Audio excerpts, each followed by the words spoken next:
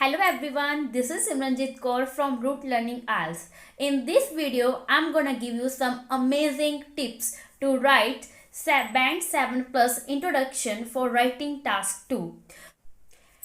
इस वीडियो ਵਿੱਚ ਅਸੀਂ ਜਿਹੜੇ ਵੀ ਇੰਟਰੋਡਕਸ਼ਨਸ ਦੀ ਪ੍ਰੈਕਟਿਸ ਕਰਾਂਗੇ ਉਹਨਾਂ ਇੰਟਰੋਡਕਸ਼ਨਸ ਨੇ ਆਈਡੀਪੀ ਦੀ ਸਾਰੀ ਇਨਸਟਰਕਸ਼ਨਸ ਨੂੰ ਫੋਲੋ ਕੀਤਾ ਹੋਇਆ ਹੈ ਤੇ ਉਹ ਆਈਡੀਪੀ ਦੀ ਇਨਸਟਰਕਸ਼ਨਸ ਦੇ ਅਕੋਰਡਿੰਗ ਹੀ ਬਣਾਈਆਂ ਗਈਆਂ ਨੇ ਇਵਨ ਕਿ by using these introductions the students score band 7 plus in their writing task 2 ਤੇ ਐਕਚੁਅਲ ਦੇ ਵਿੱਚ ਬਟ ਅਗਰ ਕੋਈ ਤੁਹਾਡੀ ਇਹਨਾਂ ਇੰਸਟਰਕਸ਼ਨਸ ਨੂੰ ਦੇਖ ਕੇ ਕਹਿੰਦਾ ਹੈ ਕਿ ਇਹ ਬਹੁਤ ਸਿੰਪਲ ਨੇ ਜਾਂ ਫਿਰ ਇਹਨਾਂ ਵਿੱਚ ਜਰਨਲ ਲਾਈਨ ਯੂਜ਼ ਕਰੋ ਜਾਂ ਥੋੜੀ ਵੋਕੈਬ ਥੋੜੀ ਕੰਪਲਿਕੇਟ ਕਰੋ it means that person doesn't have the knowledge about how to write the perfect introduction for band 7 plus या तो उस बंदे ने IDP ਦੀ instructions ਨੂੰ ਨਹੀਂ ਪੜਿਆ ਹੋਇਆ ਜਾਂ ਉਸਦੇ ਮਾਈਂਡ ਵਿੱਚ ਇਸ ਇੰਟਰੋਡਕਸ਼ਨ ਦੇ ਰਿਲੇਟਡ ਕਨਫਿਊਜ਼ਨ ਹੈ ਮੈਂ ਤੁਹਾਨੂੰ 101% ਗਰੰਟੀ ਦਿੰਦੀ ਆ ਕਿ ਅਗਰ ਤੁਸੀਂ ਇੰਟਰੋਡਕਸ਼ਨ ਯੂਜ਼ ਕਰੋਗੇ ਆਪਣੇ ਐਗਜ਼ਾਮ ਵਿੱਚ ਤੁਹਾਡੇ ਬੈਂਡ 7 ਪਲੱਸ ਆਉਂਗੇ although your evaluation depends upon VP1 and 2 and conclusion but yeah, the introduction which we're gonna use in this video are exactly the one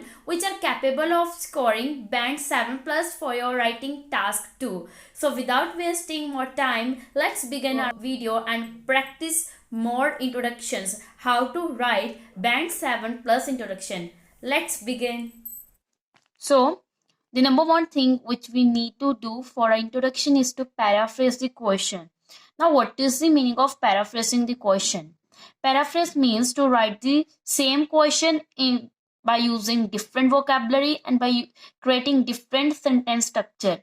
What I mean to say that paraphrase ਸਭ ਤੋਂ ਪਹਿਲਾਂ ਅਸੀਂ ਆਪਣੇ question ਨੂੰ paraphrase ਕਰਨਾ ਹੈ paraphrase ਦਾ ਮਤਲਬ ਜੋ ਤੁਹਾਡਾ question ਆ ਉਸਨੂੰ ਦੁਬਾਰਾ ਤੋਂ ਲਿਖਣਾ ਹੈ ਠੀਕ ਹੈ ਜੀ ਦੁਬਾਰਾ ਤੋਂ ਲਾਈਨ ਬਣਾਉਣੀ ਆ ਬਟ ਤੁਸੀਂ ਨਿਊ vocabulary use ਕਰਨੀ ਆ ਉਹ ਵਾਲੇ vocab ਨਹੀਂ use ਕਰਨੇ you have to use the synonyms of the words which are given in your question and to little bit change the structure, your sentence structure. That is called the paraphrase. But if you don't have, synonym of a particular word, it is better to write the same word rather than using the wrong synonym. So if you write the wrong synonym, then there are more chances that your marks will be deducted. So galat synonym de likhan nalo better a ਕਿਸੇ word ਨੂੰ repeat ਕਰ ਦੋ ਠੀਕ ਹੈ ਜੀ ਸੋ ਪੈਰਾਫਰੇਜ਼ ਦਾ meaning ਹੁੰਦਾ ਹੈ ਕਿ ਦੁਬਾਰਾ ਤੇ ਕੁਐਸਚਨ ਲਿਖਣਾ ਹੈ ਦੀ ਕੁਐਸਚਨ ਜਦ ਤੁਸੀਂ ਦੁਬਾਰਾ ਤੇ ਲਿਖੋਗੇ ਜਿਹੜੀ ਤੁਸੀਂ ਦੁਬਾਰਾ ਤੋਂ ਲਾਈਨ ਲਿਖੋਗੇ ਉਸ ਦਾ ਮੀਨਿੰਗ ਸੇਮ ਹੀ ਹੋਊਗਾ ਜੋ ਕੁਐਸਚਨ ਦਾ ਮੀਨਿੰਗ ਨਿਕਲ ਰਿਹਾ ਹੈ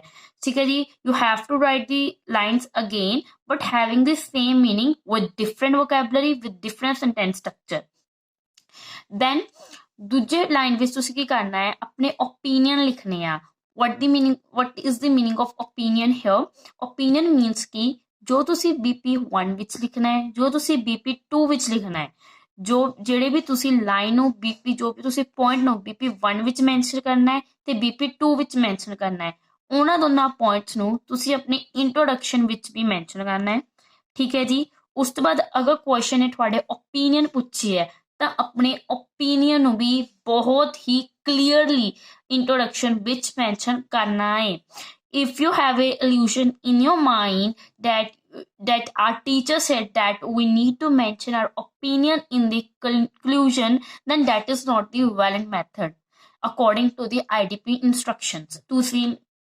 introduction ਦਾ meaning ਕੀ ਹੁੰਦਾ ਹੈ ਕਿ ਜੋ ਅਸੀਂ ਅੱਗੇ ਲਿਖਣ ਜਾ ਰਹੇ ਆ ਉਸ ਬਾਰੇ ਦੱਸਣਾ ਠੀਕ ਹੈ ਜੀ introduction ਦਾ meaning suspense create ਕਰਨਾ ਨਹੀਂ ਹੁੰਦਾ ਠੀਕ ਹੈ ਜੀ ਤੁਸੀਂ ਕੀ ਕਰਦੇ ਹੋ ਤੁਸੀਂ ਯੂਜ਼ ਕਰਦੇ ਹੋ please avoid these lines please you use these lines like I'm gonna discuss my opinion in the upcoming passage in the upcoming essay. I will share the highlights on my opinion in the coming essay. Avoid creating such suspense for the examiner. Examiner ਨੂੰ ਕੋਈ suspense create ਕਰਕੇ ਅੱਗੇ ਪੜ੍ਹਨ ਵਿੱਚ ਕੋਈ ਮਜ਼ਾ ਨਹੀਂ ਆਉਂਦਾ ਹੈਗਾ ਠੀਕ ਹੈ ਜੀ please clearly mention your opinion your BP1 point BP2 point in the introduction itself. I hope it will be clear to your mind. Okay, let's start.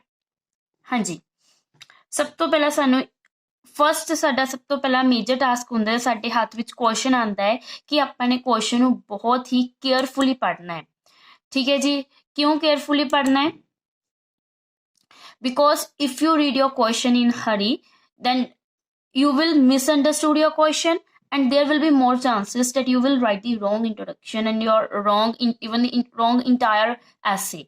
So your entire essay based upon your understanding, ਕਿਉਂਕਿ ਤੁਸੀਂ ਆਪਣੀ understanding ਨੂੰ, ਆਪਣੇ thoughts ਨੂੰ, ਆਪਣੇ idea ਨੂੰ ਹੀ ਆਪਣੀ ਐਸੇ ਵਿੱਚ ਮੈਂਸ਼ਨ ਕਰਦੇ ਹੋ. So please take some time to read your question in calm manner.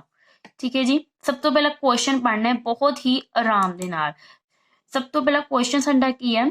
Sum say that music, art and drama are as important as other school subjects, especially at the primary level. ਉਹ ਕੀ ਕਹਿ ਰਹੇ ਨੇ ਕਿ ਕੁਝ ਲੋਕ ਕਹਿੰਦੇ ਨੇ ਕਿ ਮਿਊਜ਼ਿਕ, ਆਰਟ ਅਤੇ ਡਰਾਮਾ ਉਨੇ ਹੀ ਇੰਪੋਰਟੈਂਟ ਸਬਜੈਕਟਸ ਨੇ ਜਿੰਨੇ ਹੋਰ ਸਕੂਲ ਸਬਜੈਕਟਸ ਹੁੰਦੇ ਨੇ, ਜ਼ਿਆਦਾ ਕਰਕੇ, ਖਾਸ ਕਰਕੇ ਪ੍ਰਾਇਮਰੀ ਲੈਵਲ ਦੇ ਬੱਚਿਆਂ ਦੇ ਲਈ. ਠੀਕ ਹੈ ਜੀ, ਜਿਹੜੇ ਪ੍ਰਾਇਮਰੀ ਲੈਵਲ ਹੁੰਦਾ first class to 5th class ਔਰ 8th class, whatever the case may be. So ਉਹਨਾਂ ਬੱਚਿਆਂ ਦੇ ਲਈ ਕਹਿੰਦੇ ਜਿਹੜੇ ਨਾ ਮਿਊਜ਼ਿਕ, ਆਰਟ, ਡਰਾਮਾ ਉਨੇ ਹੀ ਇੰਪੋਰਟੈਂਟ ਸਬਜੈਕਟਸ ਨੇ ਜਿੰਨੇ ਹੋਰ ਸਕੂਲ ਸਬਜੈਕਟਸ, ਜਿਵੇਂ ਸਾਡੀ ਮੈਥਸ, ਇੰਗਲਿਸ਼, ਪੰਜਾਬੀ, ਜਿੱਦਾਂ ਇਹ ਇੰਪੋਰਟੈਂਟ ਨੇ ਉੱਦਾਂ ਹੀ ਸਾਡੇ ਕਹਿੰਦੇ ਮਿਊਜ਼ਿਕ, ਆਰਟ ਤੇ ਡਰਾਮਾ ਇੰਪੋਰਟੈਂਟ ਹੁੰਦੇ ਨੇ. ਉਸ ਤੋਂ ਬਾਅਦ ਕੁਐਸਚਨ ਕੀ ਕਹਿ ਰਿਹਾ? ਡੂ ਯੂ ਐਗਰੀ ਔਰ ਡਿਸਐਗਰੀ? ਕਿਆ ਤੁਸੀਂ ਇਸ ਚੀਜ਼ ਦੇ ਨਾਲ ਸਹਿਮਤ ਹੋ ਜਾਂ ਨਹੀਂ ਹੋ? ਕਿਆ ਤੁਸੀਂ ਇਸ ਚੀਜ਼ ਦੇ ਨਾਲ ਸਹਿਮਤ ਹੋ ਕਿ ਸਕੂਲ, ਪ੍ਰਾਇਮਰੀ ਸਕੂਲ ਚਿਲਡਰਨ ਦੇ ਲਈ ਹੋਰ ਸਬਜੈਕਟ ਮੰਗਣਾ, ਮਿਊਜ਼ਿਕ, ਆਰਟ, ਡਰਾਮਾ ਵੀ ਇੰਪੋਰਟੈਂਟ ਹੁੰਦੇ ਨੇ? ਠੀਕ ਹੈ ਜੀ. So in your first line we need to paraphrase the question.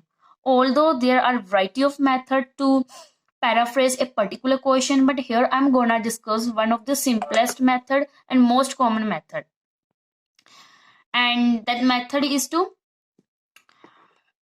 use this synonym for the given words. For example, ਅਸੀਂ synonym use ਕਰਨੇ ਆ, ਇਹ ਮੈਥਡ ਆਪਾਂ ਉਰੇ ਅਪਲਾਈ ਕਰਾਂਗੇ. ਸਮ ਵਰਡ ਹੈ, ਹੁਣ ਇਹ ਸਮ ਦਾ ਆਪਾਂ ਨੇ ਸਮ ਦੀ ਜਗ੍ਹਾ ਸਮ ਨੂੰ ਕਿੱਦਾਂ ਚੇਂਜ ਕਰ ਦਿੱਤਾ?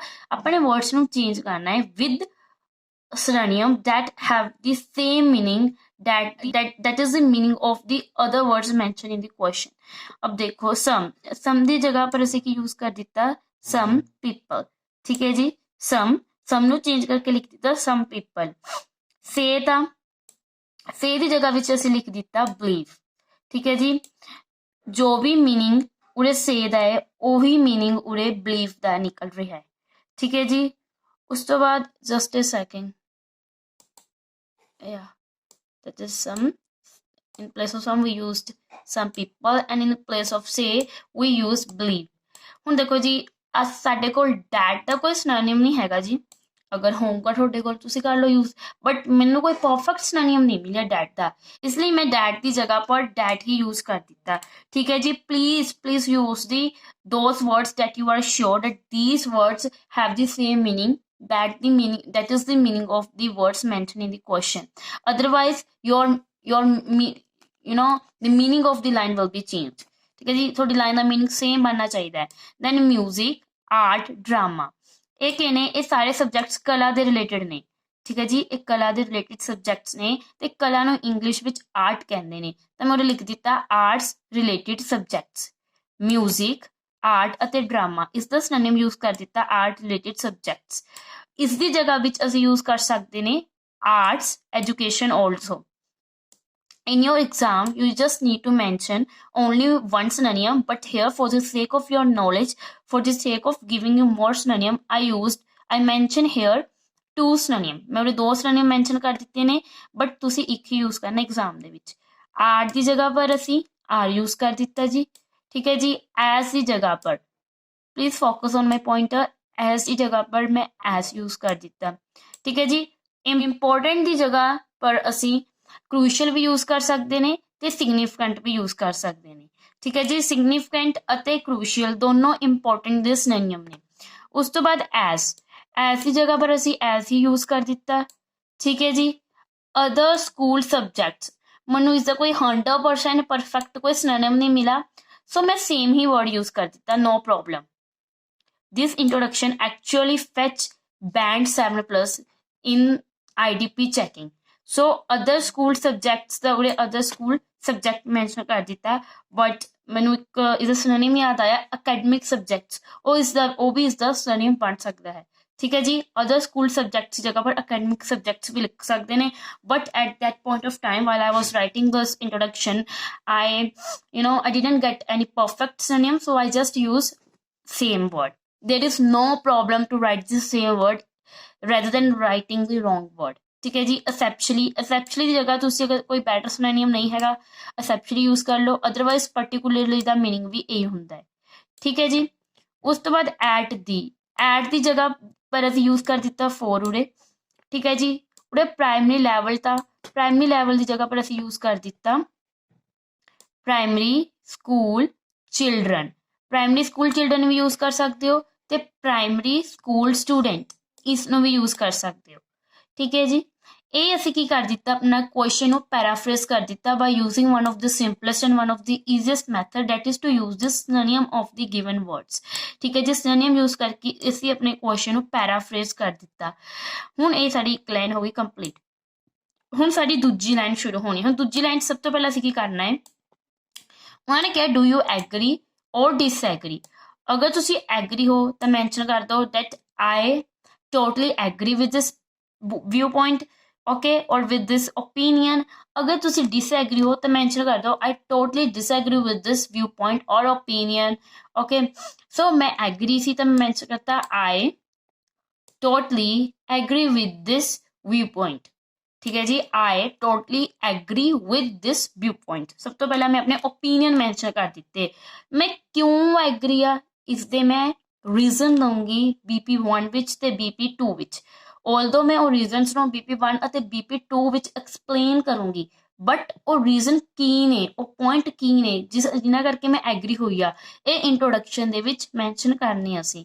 ਮੈਂ ਬਿਕੋਜ਼ ਲਗਾਤਾ ਕਿਉਂਕਿ ਮੈਂ ਐਗਰੀ ਆ, ਕਿਉਂਕਿ this can help children to discover their talent from an earlier age। ਕਹਿੰਦੇ ਮੈਂ ਇਸ ਵਿਊ ਪੁਆਇੰਟ ਨਾਲ ਐਗਰੀ ਹਾਂ ਕਿਉਂਕਿ ਇਹ ਬੱਚਿਆਂ ਨੂੰ ਘੱਟ ਉਮਰ ਵਿੱਚ ਹੈਲਪ ਕਰਦਾ ਹੈ ਕਿ ਆਪਣੇ ਟੈਲੈਂਟ ਦਾ ਪਤਾ ਕਰ ਸਕੇ। ਘੱਟ ਉਮਰ ਵਿੱਚ ਹੀ ਬੱਚੇ ਆਪਣੇ ਟੈਲੈਂਟ ਨੂੰ ਪਤਾ ਕਰ ਸਕਦੇ ਨੇ। ਠੀਕ ਹੈ ਜੀ। ਅਗਰ ਇਹ ਵਾਲੇ ਸਬਜੈਕਟਸ ਸਕੂਲ ਵਿੱਚ ਹੋਣਗੇ। ਦੂਜਾ ਪੁਆਇੰਟ, ਮੈਂ ਕਿਉਂ ਐਗਰੀ ਹੈ ਕਿ ਇਹ ਆਰਟ ਰਿਲੇਟਿਡ ਸਬਜੈਕਟ ਸਕੂਲ ਵਿੱਚ ਹੋਣੇ ਚਾਹੀਦੇ ਨੇ, ਕਿਉਂਕਿ ਇਸ ਦੇ ਨਾਲ ਕੀ ਹੁੰਦਾ ਹੈ, ਕੈਨ ਇਨਕਰੀਜ਼ ਦੇਅਰ ਕੌਨਫੀਡੈਂਸ। ਇਸ ਦੇ ਨਾਲ ਜਿਹੜਾ ਬੱਚੇ ਆ, ਸਟੂਡੈਂਟਸ ਆ, ਉਹਨਾਂ ਦਾ ਕੌਨਫੀਡੈਂਸ ਇਨਕਰੀਜ਼ ਹੁੰਦਾ ਹੈ। ਠੀਕ ਹੈ ਜੀ। ਇਹ ਸਾਡੀ ਦੂਜੀ ਲਾਈਨ ਖਤਮ ਹੋ ਗਈ। ਸਿਰਫ 2 ਲਾਈਨਾਂ ਮੈਂਸ਼ਨ ਕੀਤੀਆਂ ਆਪਾਂ ਨੇ। ਇੱਕ 'ਚ ਪੈਰਾਫਰੇਜ਼ ਕਰਨਾ ਹੈ, ਦੂਜੀ ਵਿੱਚ ਆਪਣਾ ਓਪੀਨੀਅਨ ਦੱਸਣਾ ਹੈ ਤੇ ਰੀਜ਼ਨ ਦੱਸਣੇ ਆ ਵਾਈ ਯੂ ਆਰ ਐਗਰੀ ਔਰ ਡਿਸਐਗਰੀ, ਓਕੇ। ਗਿਵ ਦੀ ਓਪੀਨੀਅਨ, ਸੇਮ ਪੁਆਇੰਟ ਹੀ ਮੈਂਸ਼ਨ ਕਰਨੇ ਹੈ ਜੋ ਤੁਸੀਂ BP1 ਅਤੇ BP2 ਵਿੱਚ ਮੈਂਸ਼ਨ ਕਰਨਾ ਹੈ, ਓਕੇ ਜੀ।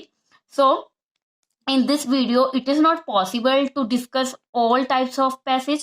In the upcoming video I will discuss the introductions for advantages and disadvantages in the same manner, and for other essays like the both view, problem and solution. But for this video, this introduction is perfect for scoring band 7+. I don't have any written stamp paper to give you any proof that this is the actual introduction which is actually in reality used by a student in its exam, and he or she actually get band 7+ by using this introduction.